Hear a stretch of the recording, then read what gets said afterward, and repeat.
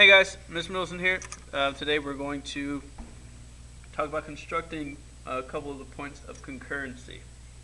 Okay, at the end of this video you should be able to construct the circumcenter and the incenter of a triangle. Okay, so we're going to focus on these two. We could construct the centroid. Remember that's all about medians, so from the vertex to the midpoint, if we wanted to just make midpoints and draw those, we could do that. We won't.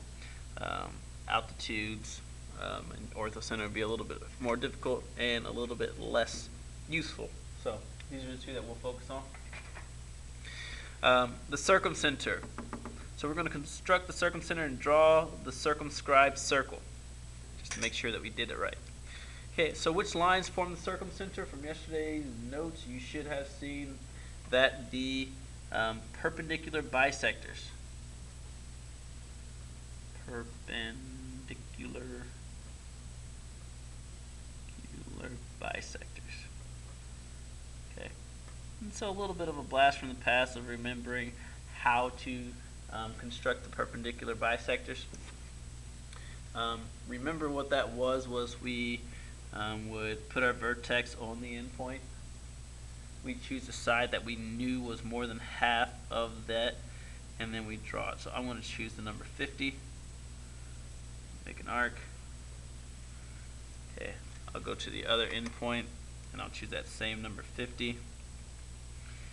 Oh dang it, I messed up. 50, gotta make an arc, gotta make the arc go this way as well. Okay, that's why I said I messed up. Okay, I'll do the same thing here. 50. Okay, and so now where those meet, I'm going to put my straight edge through those 2 points. Okay, draw my line. Okay, and that's my one perpendicular bisector. I just perpendicularly bisected this side. I'm going to make this 90-degree angle so I know that that's the one I was doing. Okay, and now I have to just do that to all 3 sides. Okay, so I'll go here. I'll do the same kind of thing. I'll choose the number 40. 40 seems like it makes sense. I'll choose 40, make an arc. Arc should go this way as well. Okay.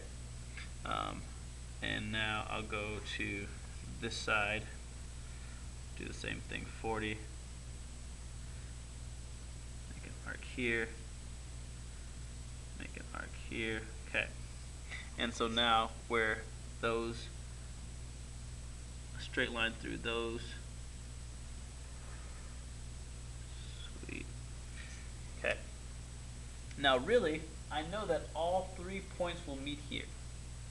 Okay, because the 2 points meet here, I know all 3 points will meet here. So I will not need to draw that third perpendicular bisector. So this is my incenter. I do not need to construct the third perpendicular bisector in order to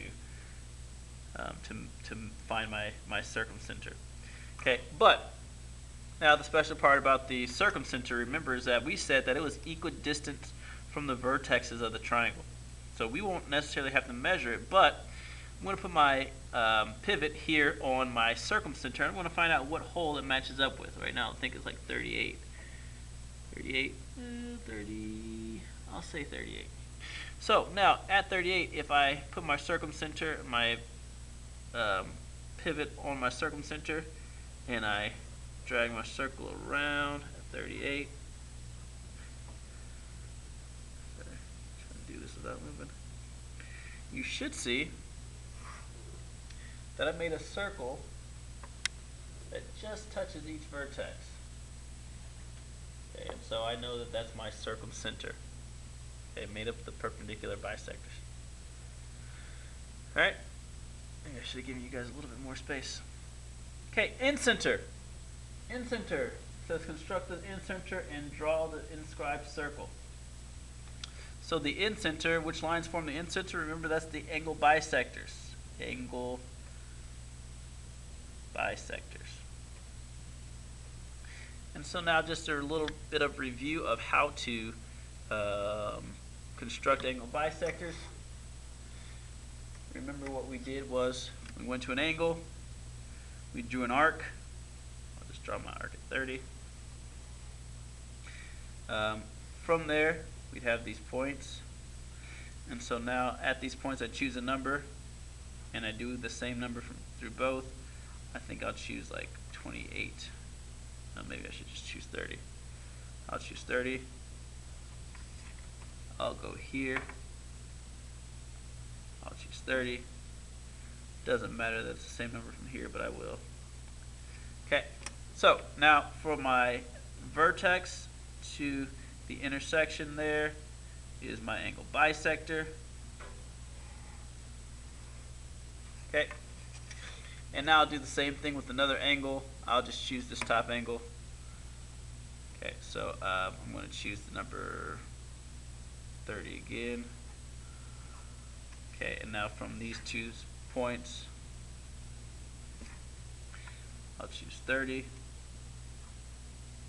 30 is kind of running into something else. I'll choose 40 just because it gives me some space. I'm going to choose 40. I'm going to go over here. I'm going to choose 40 again. There we go. Okay. And so now, between the vertex and this intersection that we just made,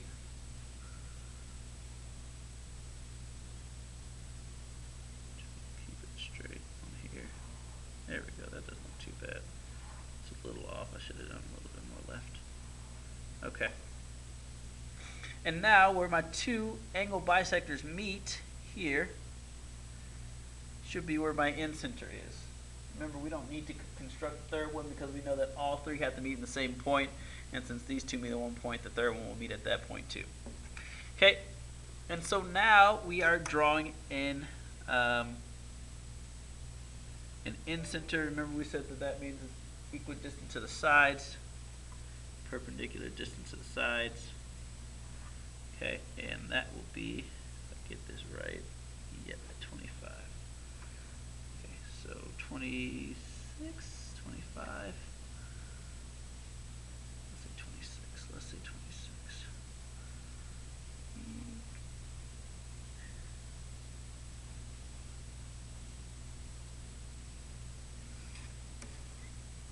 And so you see that this incenter just, let's just say just scrapes this.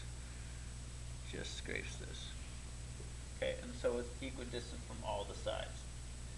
Okay, so there we go. That's us constructing the circumcenter and the incenter from perpendicular bisectors and angle bisectors. All right.